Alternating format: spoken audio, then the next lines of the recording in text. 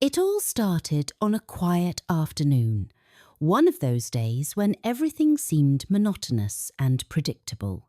Daniel, my husband, was at work as usual. He spent most of his days buried in meetings and deadlines, hardly ever coming home before dinner. I'd grown accustomed to his routine and tried to keep myself busy in my own ways, but boredom always seemed to creep in when I least expected it. That day, I was tidying up the house when I heard the familiar hum of Ethan's motorcycle engine from the garage. Ethan was Daniel's son from his first marriage, a spirited 22-year-old with a magnetic energy about him. He had recently moved back in with us while figuring out his next steps in life. Whenever he was around, the house seemed livelier, though I couldn't always decide if that was a good or bad thing. Curious, I glanced out the window toward the garage. There he was, crouched next to his bike, his hands coated in grease as he tinkered with some mechanical part. His focus was intense, his movements precise. Despite the distance between us, I could sense the passion he poured into his work. Before I could turn away, Ethan looked up and caught my gaze. He grinned, a casual but confident smile that seemed to say he knew exactly what I was thinking. "Clara!" he called out, his voice cutting through the stillness of the afternoon. "Come here for a second." I hesitated. I wasn't sure why, but something about his tone made me second-guess myself. Finally, I grabbed a dish towel to wipe my hands and made my way to the garage, telling myself it was just a casual visit. The garage smelled of gasoline and oil, the metallic tang filling the air. Ethan stood by his bike, wiping his hands on a rag. "You've been watching me for a while," he said with a teasing glint in his eyes. "Curious about the bike?" I laughed nervously. "I guess so. I've always wondered how it works, seeing you spend so much time on it." He gestured to a stool nearby. "Take a seat. I'll show you." I sat down, trying to ignore the flutter in my chest. Ethan leaned over the bike, explaining the different parts and how they worked together. His enthusiasm was contagious, and for a while I forgot about the rest of the world, caught up in his explanations. "You've got a knack for this," I said, genuinely impressed. "Daniel never had much time for hobbies like this." Ethan chuckled. "Yeah, Dad's always been more about work. I guess I got my hands-on side from my mom." There was a moment of quiet as he returned to tightening a bolt on the bike. I found myself watching the way he worked, how focused and methodical he was. The rhythmic clinking of tools against metal was oddly soothing. "You ever think about trying it?" he asked suddenly, breaking the silence. "Trying what?" "Riding a bike," he said, glancing at me with a playful smirk. "It's not as hard as it looks, and it's a lot of fun. I could teach you if you want." I smiled, shaking my head. "I don't think I'm brave enough for that. It looks dangerous." "Nah, it's all about balance and confidence," Ethan said, leaning back against the workbench. "You'd be surprised how much you can handle once you give it a shot." His words lingered in my mind longer than they should have. There was something about the way he said it, like he wasn't just talking about motorcycles. I brushed the thought aside, reminding myself of the boundaries that shouldn't be crossed. The conversation shifted to lighter topics after Thathis' plans for the future, the places he wanted to travel, and the freedom he felt whenever he rode his bike. Ethan had a way of speaking that drew you in, making you feel like you were part of his world. As the afternoon wore on, I found myself relaxing in his presence. He wasn't just Daniel's son. He was a young man with dreams, ambitions, and a genuine passion for life. It was refreshing to see, even if it made me acutely aware of the parts of my own life that felt stagnant. When Ethan finally stood up to grab a new tool, he turned to me with a curious expression. "So what about you? What do you do to keep yourself busy?" "Not much, honestly," I admitted. "I used to have hobbies, but they've kind of fallen by the wayside over the years." He frowned thoughtfully. "That's a shame. You should pick something up again. Life's too short to let it pass you by." His words hit harder than I expected. I nodded, not trusting myself to speak. By the time I left the garage, the sun was beginning to dip below the horizon. The evening air was cooler, but my thoughts felt heavier than before.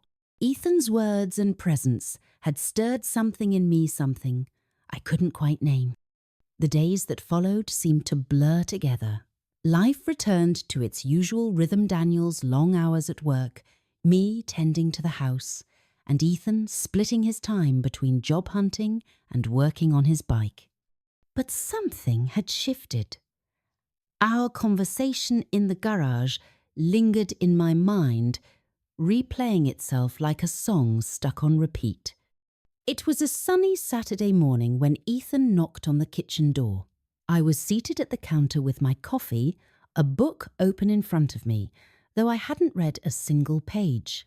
"Morning, Clara," he said, leaning casually against the doorframe. "Got a minute?" I set my coffee down, trying not to appear too eager. "Of course, what's up?" He held up a set of keys, dangling them with a grin. "I figured today's the perfect day to take you for a ride. You've been cooped up in here for too long." I blinked, unsure if I'd heard him correctly. "A ride? On your bike?" "Why not? You said you were curious. It's the perfect chance to try something new." My first instinct was to refuse. The idea of riding a motorcycle, of stepping out of my comfort zone, felt absurd. But then I saw the look in his eyes, a mixture of excitement and encouragement. It was contagious. "Okay," I said hesitantly, setting my book aside, "but I've never done anything like this before." Ethan's grin widened. "Don't worry. I'll take it slow. You'll be safe with me." Before I could second-guess myself, I found myself in the garage, standing awkwardly beside Ethan's gleaming black motorcycle. He handed me a helmet and helped me adjust the straps. "All right," he said, patting the seat behind him. "Hop on." My heart pounded as I climbed onto the bike, feeling the cool metal beneath me. Ethan reached back to make sure I was seated securely. "Hold on tight," he said, his voice warm and reassuring. I wrapped my arms around his waist, feeling a strange mix of nervousness and exhilaration. When the engine roared to life, my grip tightened instinctively. "Ready?" Ethan asked, glancing over his shoulder. "Not really," I admitted with a nervous laugh. He chuckled. "You'll be fine. Here we go." The bike eased out of the driveway, and soon we were cruising down the quiet suburban streets. The wind rushed past, carrying with it a sense of freedom I hadn't felt in years. Ethan kept his promise, taking it slow and steady, guiding me through every turn. At first, I was too focused on the unfamiliar sensation of riding to enjoy it. But as we picked up speed, I began to relax, letting myself be carried by the rhythm of the ride. The world seemed to open up around me, the trees, the sky, the endless road ahead. We rode for what felt like hours, winding through scenic back roads and open fields. Ethan pointed out landmarks along the way, his voice carrying easily over the engine's hum. Eventually, we stopped at a small, picturesque park by a lake. Ethan killed the engine, and the sudden silence felt almost surreal. "Not bad for your first ride, huh?" he said, helping me off the bike. It was incredible, I admitted, breathless from the experience. "I can't believe I waited this long to try something like this." He smiled, a hint of pride in his expression. "See? Told you it wasn't so bad. You've got a natural sense of balance." We found a spot by the water and sat down, letting the warm sun and gentle breeze wash over us. Ethan stretched out on the grass, his arms behind his head, looking completely at ease. "You know," he said after a while, "sometimes I think people get so caught up in their routines that they forget what it's like to really live, to take risks, to feel alive." His words struck a chord with me. I thought about my life, about how predictable and safe it had become. I'd spent so much time trying to be everything for everyone else that I'd forgotten how to be myself. "You've got a point," I said softly. "It's easy to get stuck in a rut without even realizing it." Ethan turned to me, his expression serious. "You don't have to stay stuck, Clara. You can change things. It's never too late to start over."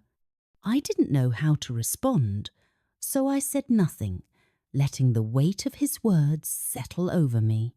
The ride home was quieter, though no less thrilling. When we pulled into the driveway, I felt a pang of disappointment that the adventure was over.